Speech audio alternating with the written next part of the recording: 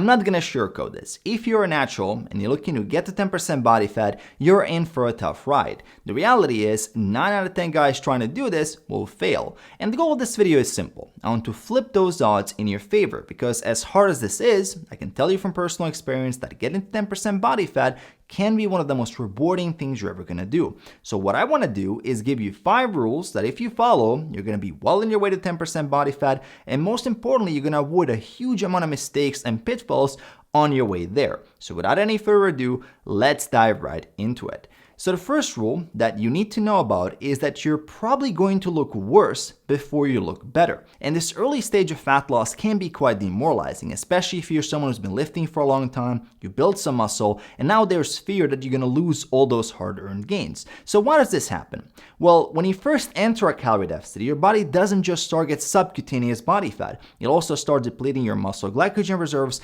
and your intramuscular fat. In other words, you might lose some size, you might look a little bit flatter, you might look a little bit squishy, the belly fat will all still be there, it's too early to lose that, and there won't be a lot of physical signs of progress. If anything, your physique might look a little bit more jiggly, it might look a little bit fatter than before. And for a lot of guys, this is a panic moment. This is that moment where motivation gets replaced by discouragement, they start eating more and stop making progress. So you don't want to be one of those guys. If you're going through this, know that it's perfectly normal to look a little bit worse before you look better. It's a temporary phase. You simply have to keep pushing through and maintaining a calorie deficit so your body can finally tap into those reserves of subcutaneous body fat which you're looking to get rid of. Now, the second rule that you need to know is that the biggest enemy of your progress is not out there. The biggest enemy of your progress is yourself, especially yourself after you've fallen off track. That version of you that justifies turning one little slip up into multiple days or even multiple weeks off track. And the truth is, the delay between falling off track and getting back on track predicts fat loss success more than anything else, more than how smart someone is, how motivated they are, how much muscle they have, or how much they think they know about nutrition. The shorter that delay between falling off the horse and getting back on the horse, the higher the chances you are that you're gonna reach your goal. And at first, it might be 2 to 3 weeks, or even months of delay before you get back on track after a failure. Then it's a week, then it's a day or two, then it's just a meal here or there. Eventually, with experience, it's just a snack or two, and you're back on track. And at that stage, your success is pretty much guaranteed.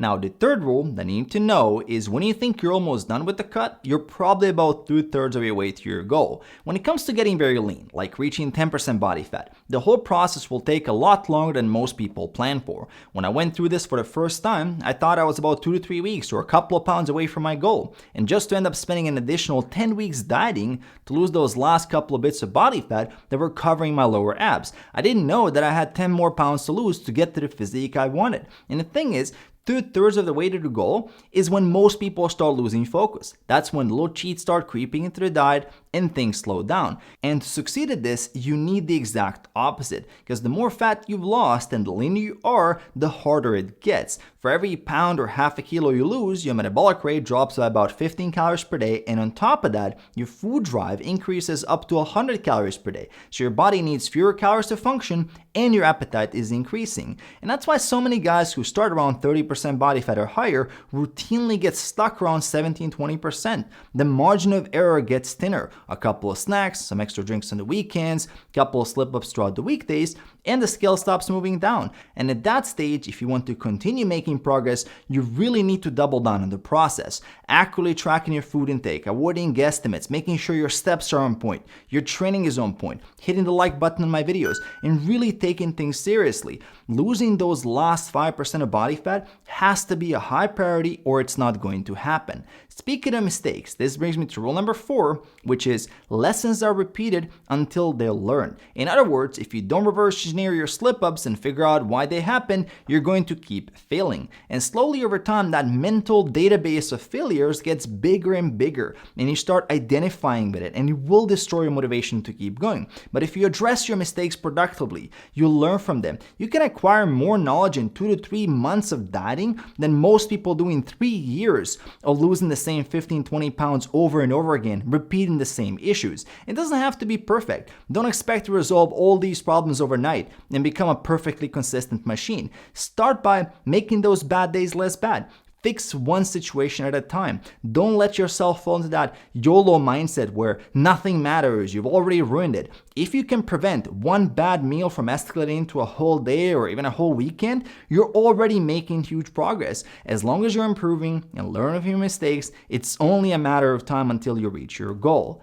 And this brings me to rule number 5, which is a calorie deficit is just a phase. It's not permanent. A lot of people going through this start worrying that they're going to have to continue eating an uncomfortably low calorie intake or track every gram of their food to stay lean. And that's not really true. What you're doing here is you're deliberately entering a calorie deficit and being a bit more strict to use some of the energy you've stored as fat until you reach 10% body fat. How long that takes? Well, depends on how much fat you're starting with. Going from 30% to 10% body fat can take anywhere between 6 to 10 months.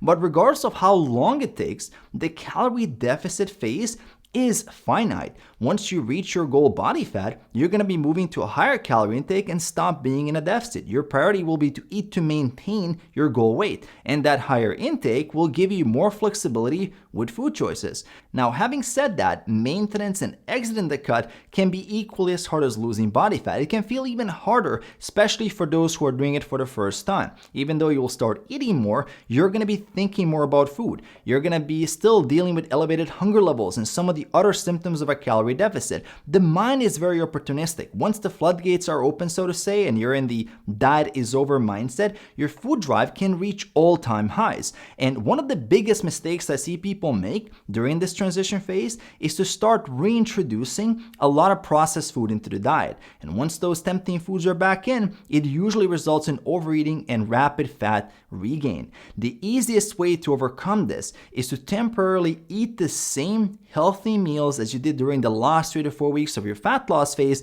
and just increase the portions. That way you can ease into the maintenance phase without risking regaining all the body fat you worked so hard to lose. And it's important to be patient with your body. Dieting is stressful. It may take a month or two for you to mentally get out of the calorie deficit, but it's worth doing so right so you can keep the physique that you worked so hard to get. By the way, if you enjoyed this video, make sure to subscribe for more. Also, if you're looking for coaching and accountability in your journey, the details for coaching are in the description below, so check those out, and I'm gonna see you in my next video.